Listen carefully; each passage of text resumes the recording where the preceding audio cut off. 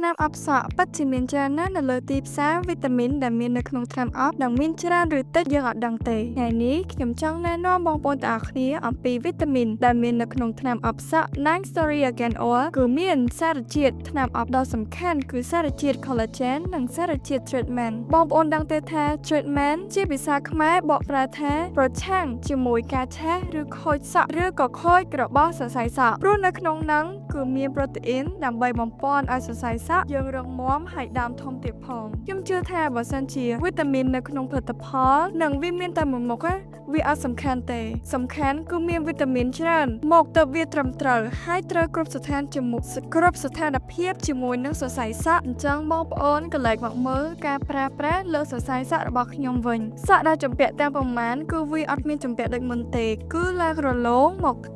តាមដៃយើងតែម្ដងហើយមិនត្រឹមតែប៉ុណ្ណោះទេខ្ញុំទទួលបានថារលោងហើយទន់ទៀតផងក្រោយពេលដែលខ្ញុំប្រើនៅលើសរសៃសក់ខ្ញុំទទួលបានថាក្លិនឡើងក្រអូបប្រហើរអញ្ចឹងខ្ញុំមានតែមួយកញ្ចប់នេះគឺទុកចិត្តតែម្ដងនេះគឺជាគំនិតខ្ញុំផ្ទាល់ទេបងប្អូនបើសិនជាបងប្អូនចាប់អារម្មណ៍បងប្អូនអាចសាកល្បងយកទៅប្រើបានបើសិនជាខ្ញុំនិយាយវាមិនអាចគ្រប់គ្រាន់នោះទេតែបងប្អូនទាំងអស់គ្នាសាកយកទៅប្រើទៅវាប្រសើរសម្រាប់ខ្លួនឯង